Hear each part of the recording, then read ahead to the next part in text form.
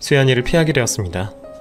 수연이와 같이 알고 지내는 친구들도 제 연락처가 바뀌어 모른다며 저를 도와주었기에 저에게 오는 수연이의 연락을 받지 않기만 하면 되었습니다.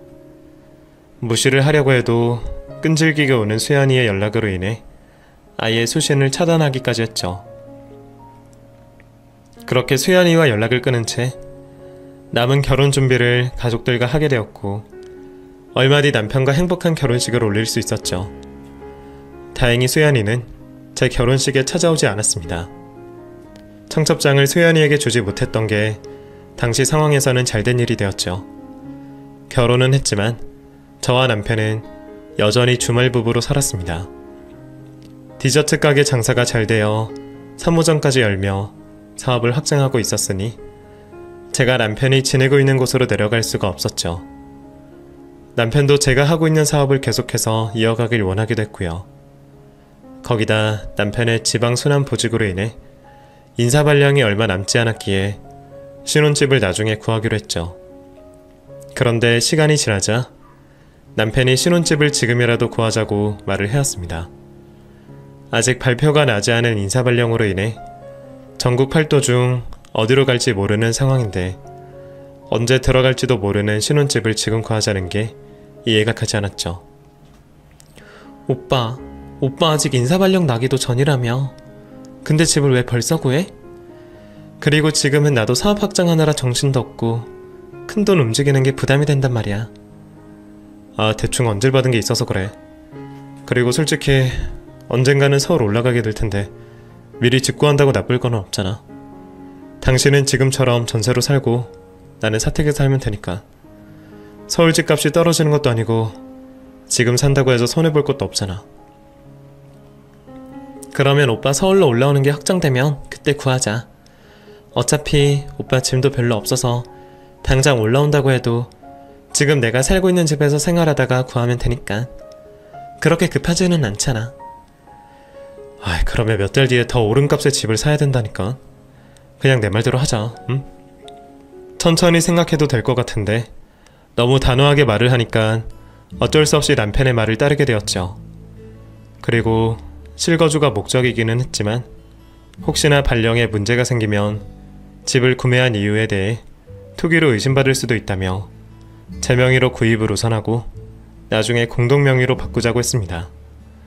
당시 사업 확장으로 인해 경제적인 부분에서 어려움이 있었던 저는 무리하게 대출을 받아가면서 집을 구하게 되었습니다.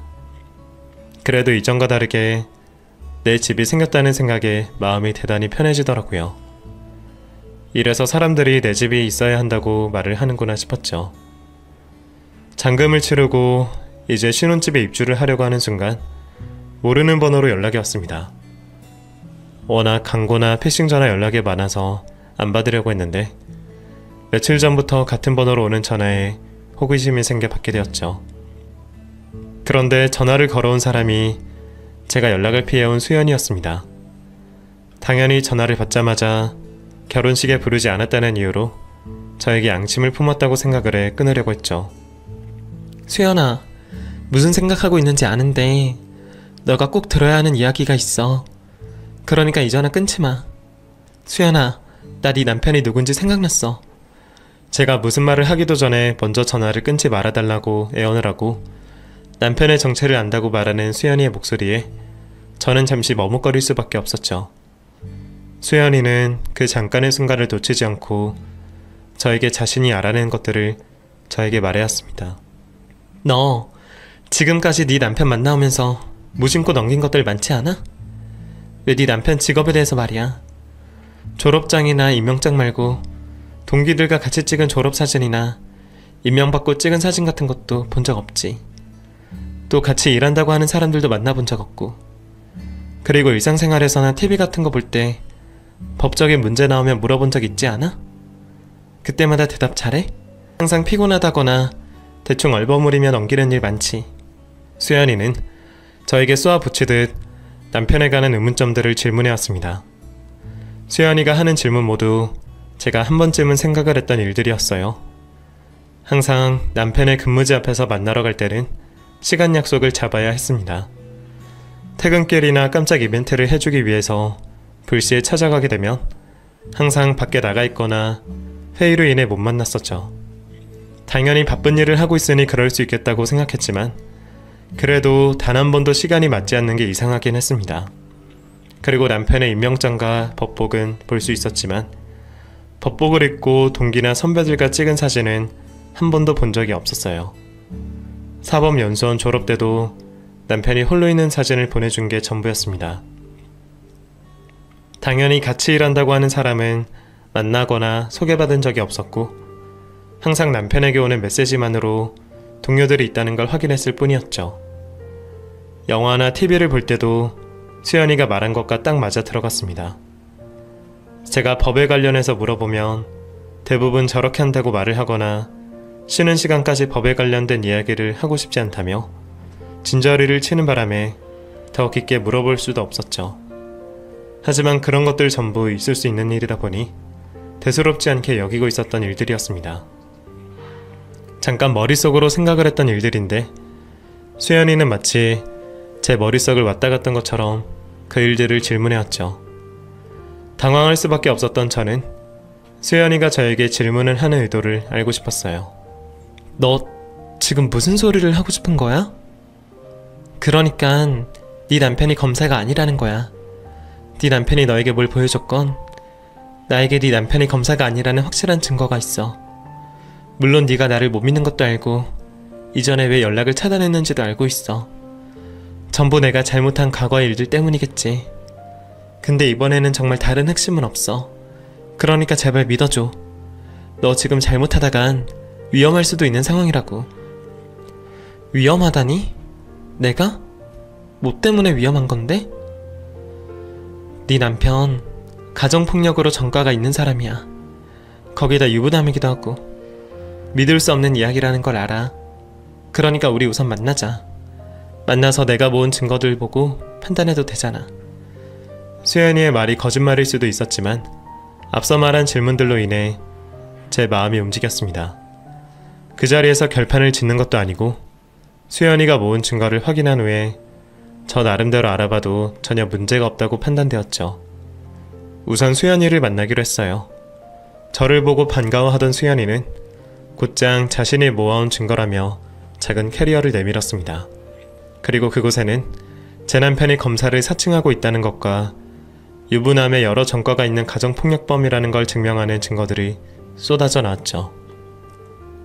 우선 남편이 검사가 확실히 아니라는 건 그 자리에서 확인을 할 수가 있었습니다. 남편이 일하고 있다는 지방청으로 연락을 하여 이름을 대고 확인을 해봤거든요. 김인철이라는 검사가 있긴 했습니다. 하지만 동명이인이었죠. 검사인 김인철 씨와 직접 통화는 할 수 없었지만 검사실 검찰 공무원분에게 나이, 기혼 여부, 출신까지 전부 다르다는 걸 확인을 받았죠. 혹시 제가 남편이 근무하는 곳을 잘못 알고 있는 건 아닌가 싶어 근처 다른 지역의 검찰청까지 전화를 돌려봤지만 제 남편으로 생각되는 사람은 없었습니다. 그것만으로 모든 게 확실해지는 상황이었어요. 이후에 수연이가 저에게 보여주는 증거들은 그대로 믿을 수밖에 없었죠. 남편은 저를 포함하여 벌써 3번째나 결혼식을 올렸던 사람이었습니다. 첫 번째 결혼한 사람과는 이미 이혼을 한 상태였지만 두 번째 아내와는 사실혼 관계를 유지 중이었죠.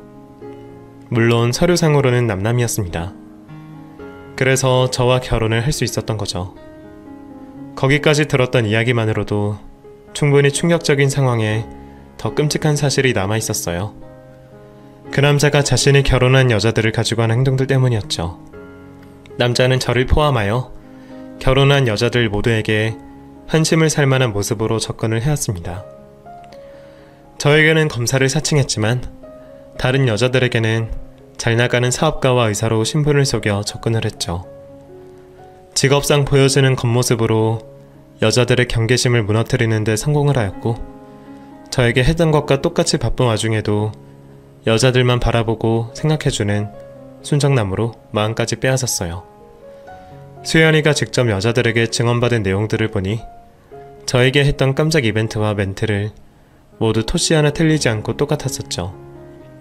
그렇게 마음을 얻은 남자는 여자들과 결혼을 했고 그 이후 본색을 드러냈다고 합니다.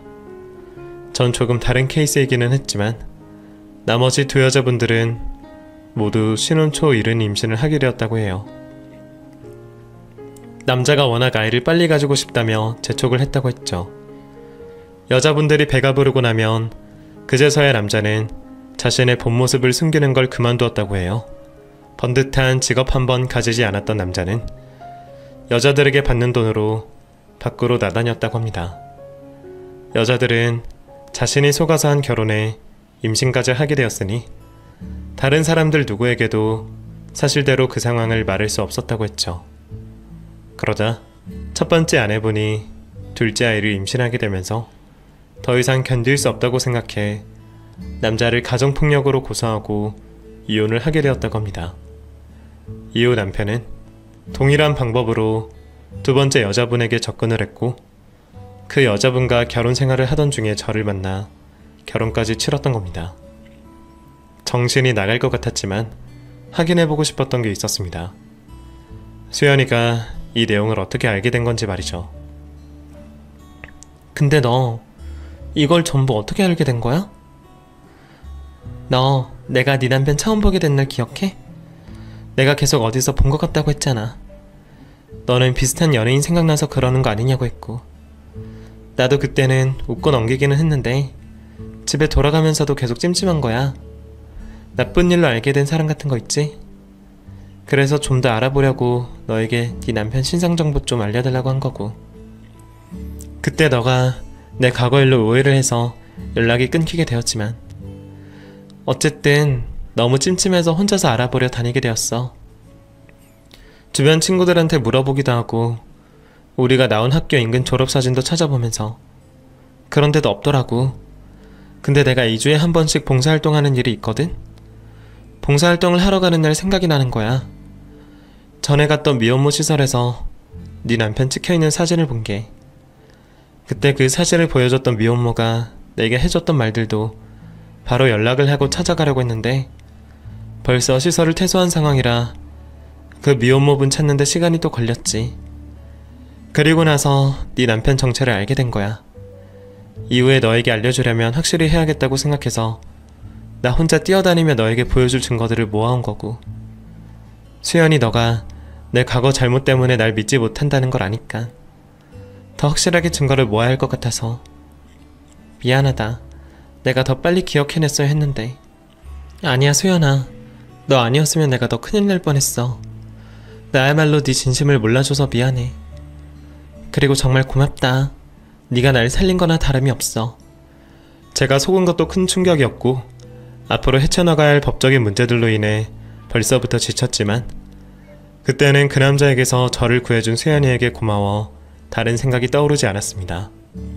그냥 지나칠 수 없는 일이긴 하지만 자신의 진심을 여러 번 무시하고 거절했던 사람에게 자신의 시간과 노력을 들여 이렇게까지 해준다는 게 너무 고마웠죠.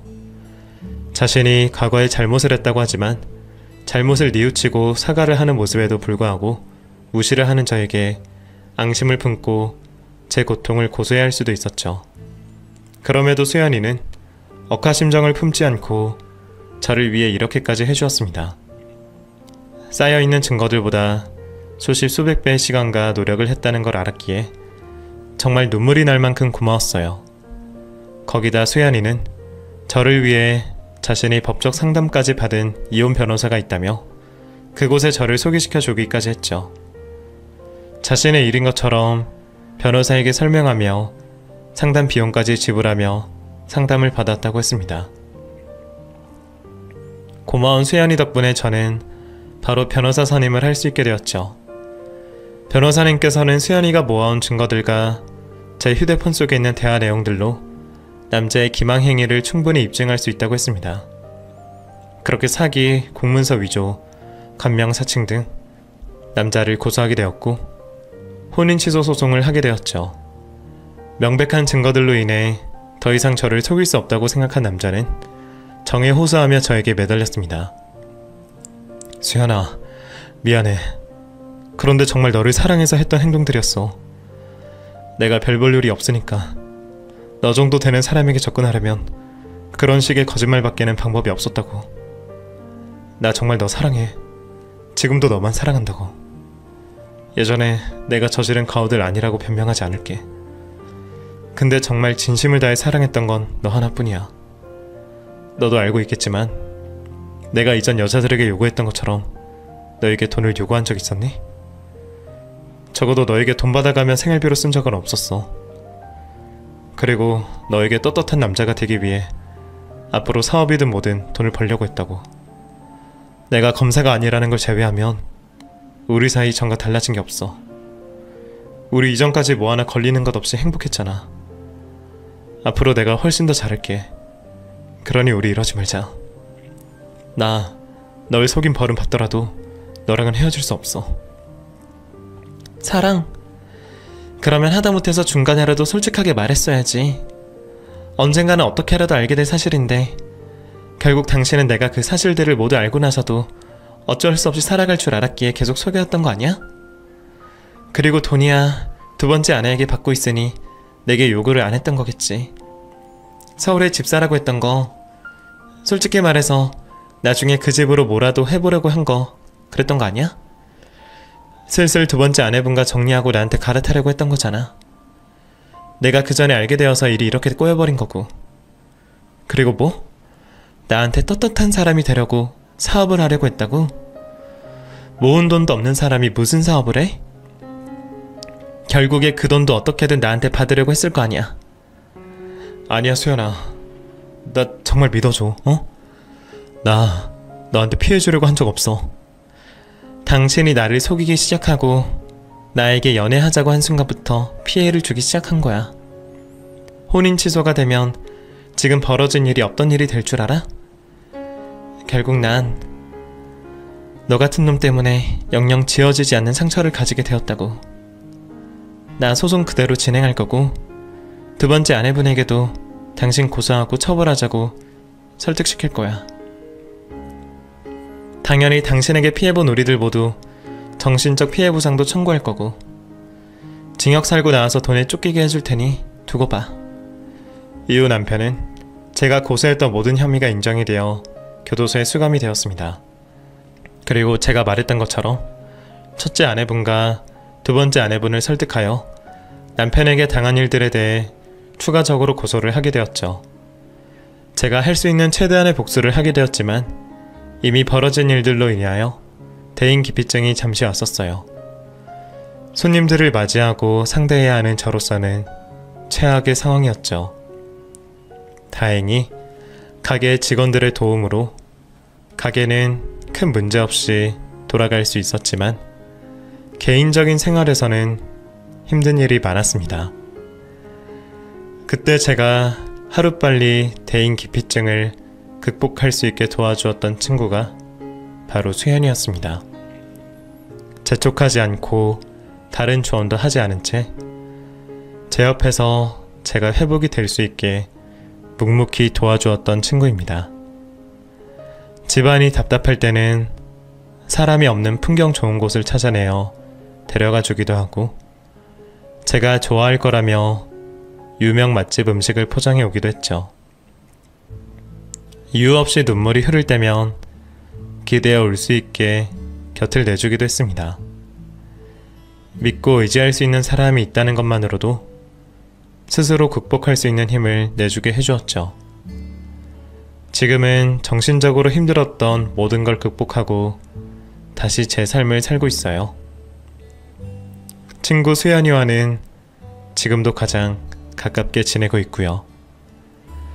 대박이라며 크게 행복할 일은 없는 요즘이지만 친구와 함께 소소히 즐거운 시간을 보내고 있는 지금이 어찌 보면 가장 행복한 때가 아닌가 싶네요.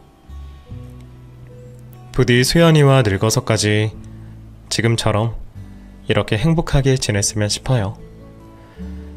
이제 긴 제 이야기를 마무리할 때가 온 것 같네요.